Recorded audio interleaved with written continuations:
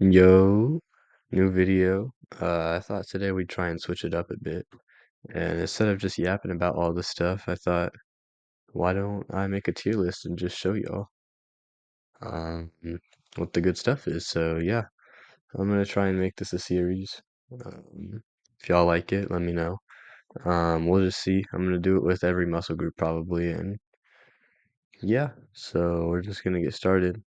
And Zotaman curl, I have no idea what this is, but I'm assuming it's like having your forearm flat like this and, curling like that. And this has no practical use for your bicep at all. This is gonna go in D. And I'm not saying this is a bad exercise. It's just it works your forearms amazing. This little part that moves into the brachialis, that's kind of all it's doing. It's only working that forearm. It's not even working the brachialis it leads to in really. So in terms for a forearm exercise, this is pretty good. In terms for a bicep exercise, not good. Um, incline curl. Okay, so what seated curls? These are.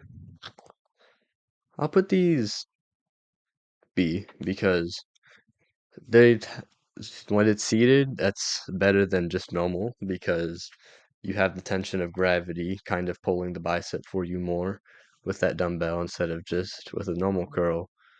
There's really only one little area that you're getting tension with, but with the seat, there's a lot more surface tension, not surface, there's a lot more tension throughout your bicep in that movement because, again, gravity is just allowing you to go a lot lower. It's just automatically pulling the bicep down more. So seated curls are definitely better than normal curls. Um, but yeah, or so chin up. Um, so these they work your bicep really good. If y'all don't know what a chin up, it's when you're doing a pull up, but like the grip is facing you and it's kind of a short grip. So, when you're doing a pull up and you switch to a inside grip and it gets easier all of a sudden? Well, that's because you're doing a chin up and you're actually just working your bicep. But I'm gonna put these C because they're a good calisthenic movement for your bicep, if you're into calisthenics. So maybe invest into this movement a lot if you do calisthenics. Um, but the one thing I don't like about it, or those two things, one, it's kind of limited to your body weight, how much weight you do, unless you have a band to like wrap around you. So yeah, there's that. But the main thing I don't like about this is your forearms will give out before your bicep, most likely, which means you're not actually getting to failure on your biceps. So it's working them good, but unless you have this little, like your bicep, or not your bicep, your forearm more muscly than your bicep, then, it's going to give out sooner. You're not going to get your bicep to true failure and you're just going to be leaving some gains on the table. But it's still a good exercise. That doesn't make it not a good exercise. That's just some things to keep in mind. Reverse curl. I don't think this is a bicep movement, so I'm just going to put that back there. Preacher curl. This is um this is going to be our first S, I think actually. And the reason why this is actually I'll move seated curl to A, but the reason why preacher curl is one above the seated curl is because instead of just using gravity for the tension, we're actually putting a solid thing for our arm to get leverage, to kind of get that bicep worked in the stretch position a lot. So this one's really good. People usually concern themselves that they're gonna tear a bicep or their bicep going too low on this. And the only way that's going to happen is if you're doing weight you shouldn't be doing.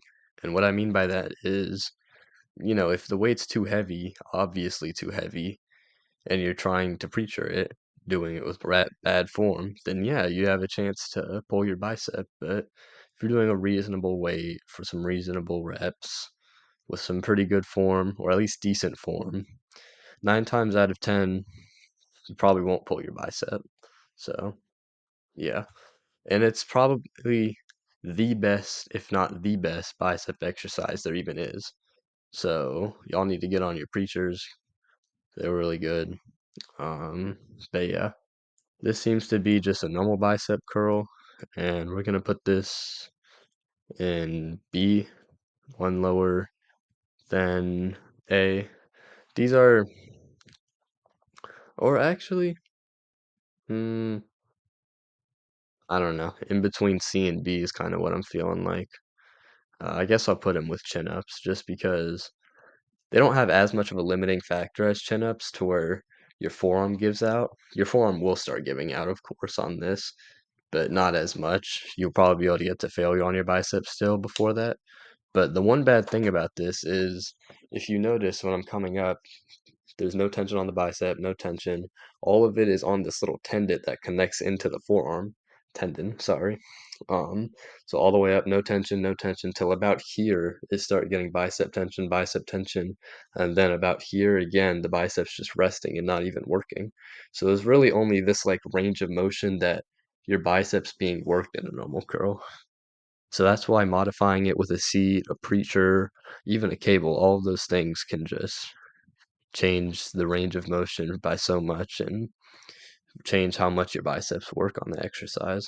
So that doesn't mean like to go or you know that doesn't mean I'd never do a normal standing cape or dumbbell curl, but usually I'd only do it as like a last set to kind of burn my arms out.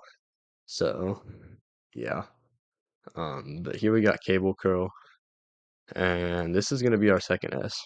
Um, and there's multiple reasons. Their cable curl is so versatile because you can grab a straight bar and you all of a sudden have a curl, like a dumbbell curl, but with constant tension all the way down. There's tension, tension, tension, tension, tension. And at the top here, there isn't really tension, but you kind of go for a squeeze and then tension, tension, tension, tension, tension, tension, tension, until you get to the resting point and no tension. But you can keep it to where you don't go to the resting point and you keep your bicep always engaged. And if you do that, it'll definitely get you to failure faster. Um, but yeah, the reason why I said this is so versatile is you can use a straight bar, you can use an easy curl bar to target a bit more of the brachialis, but still bicep. You can use a V bar to target like literally just the brachialis. Um, I'm making a video about that or about my arm day, and you'll see that exercise in there. So if you want to see that V bar curl and see what it looks like, you should definitely go check that out. But yeah, you can do that. You can do Beijing curls, which are amazing for singling out the bicep with still having tension on it. Honestly, if Beijing curls were on this list, they would be an S, but they're not. So yeah.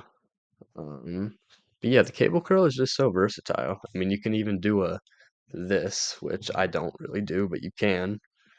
Um, so yeah, that's why I'm gonna put it there.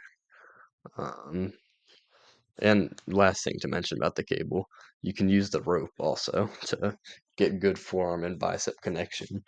But anyways, this is about glazing the cable. Bicep 21s, I'm not really too sure what that is either. I think I've heard of it before, but I don't know off the top of my head what it really is. So I'm gonna just leave that back here. Waiter curls.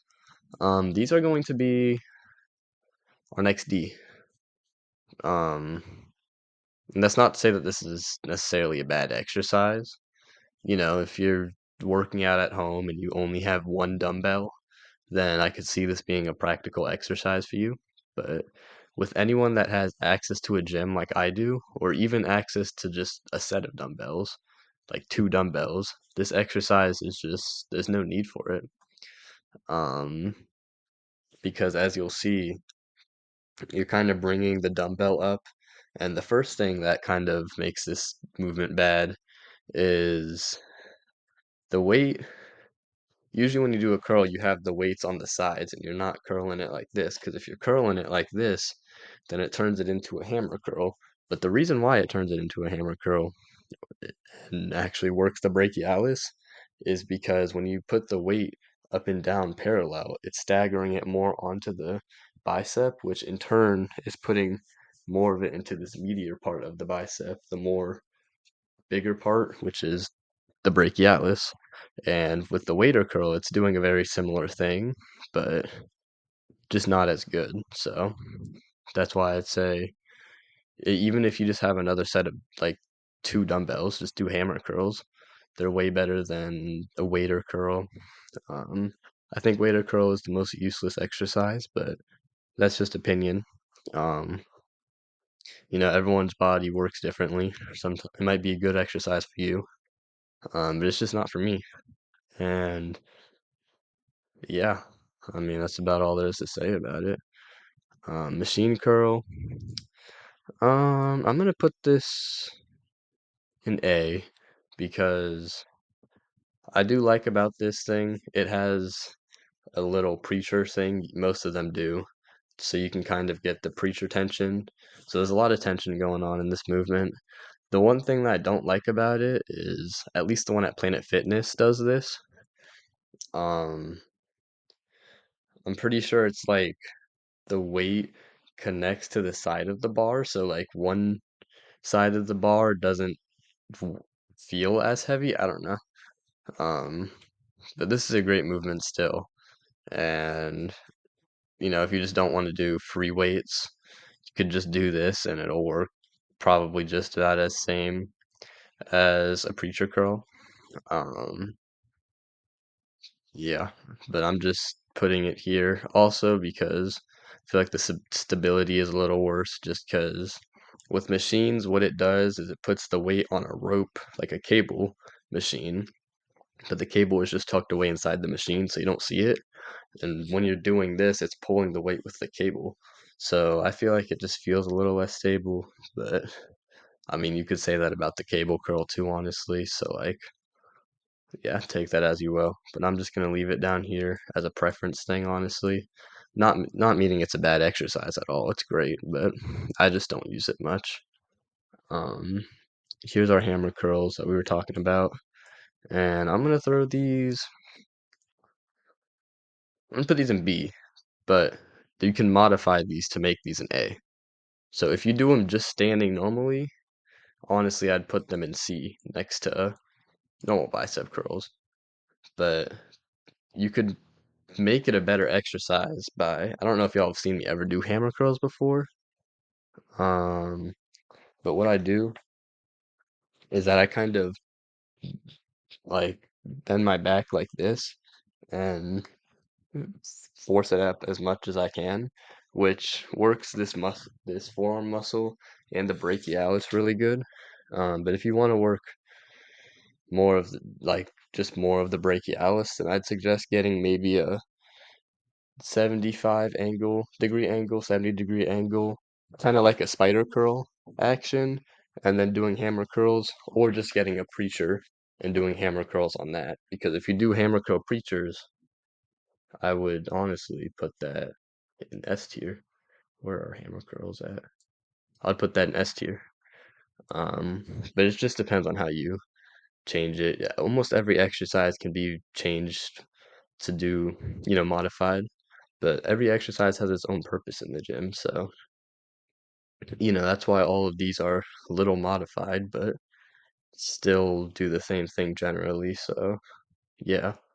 Here we got spider curls, which if y'all don't know what a spider curl is, it's basically you put the bench at like a 70-degree angle and you lean your chest against it. So your body is like this, and while you're holding the dumbbells, you just curl it and have them hanging from the ground. And I'd put these in A, definitely above the incline. I'd say it's like if this is incline curl and this is incline curl and this is preacher curl, then I'd say the spider curl is like here. It's like the step below the preacher curl, but the step above the incline curl. Um, and I just feel like when you have your chest against the seat, it helps you get more tension, especially on this smaller part and this little tendon and forearms connecting area. So yeah, but you would keep in mind that your forearms can definitely give out before your biceps on this, but it works your biceps really good, and you'll notice, especially your first time doing spider curls, you'll get a crazy pump. I did the first time, and yeah. Um, Crucifix curl.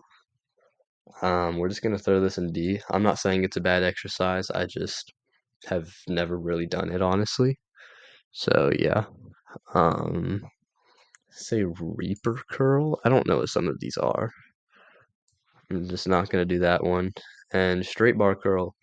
Um, I mean, yeah, like normally like this, I would throw it here, but with a preacher, it could go here. Um, with any move, any way to make more tension on the bicep, it could make it higher. But just a base standing curl would definitely go here. Um, so yeah, that's the tier list. We're gonna disclude these three down here. I hope y'all like, subscribe, enjoy the video.